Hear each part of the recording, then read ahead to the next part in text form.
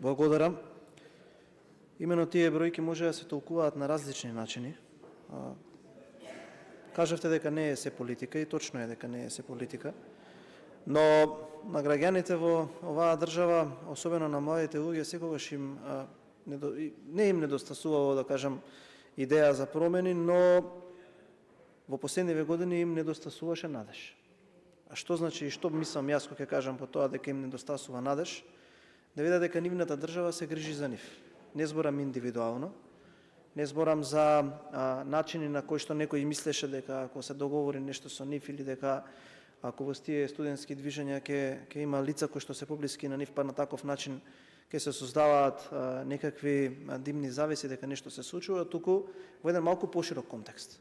Тоа значи да видат дека во државата може да се направат промени и во нефункционалните сфери од општеството. Дека нешто навистина некој има желба, па дури и на собствена штета да се судри и да ги промени состојбите во образованието. Да види дека со негови пари се градат патишта, автопати, дека може и оваа држава да купи нов воз, може да се изгради тука нова железничка пруга, дека може да се изгради сала во некое училиште, нов факултет. И на таков начин луѓето перцепираат дека системот е отворен, дека се грижи за нив и дека тие тука може да се развиваат така како што се развиваат и надвор.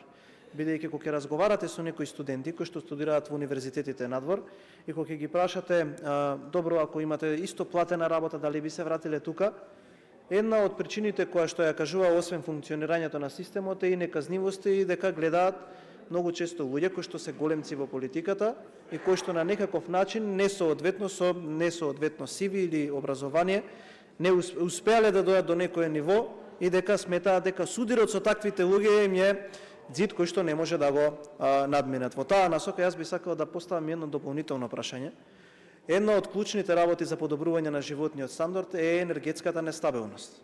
Ние од почетокот на нашиот мандат влеговме во реорганизација на енергетскиот сектор, како и го започнавме мандатот со една сериозна енергетска странска инвестиција. Јас она што би сакал да го прашам, дека доколку нели имате енергетска стабилност, доколку доволно произведувате, така го држите стабилно и стопанството, но и создавате подобар живот за граѓаните.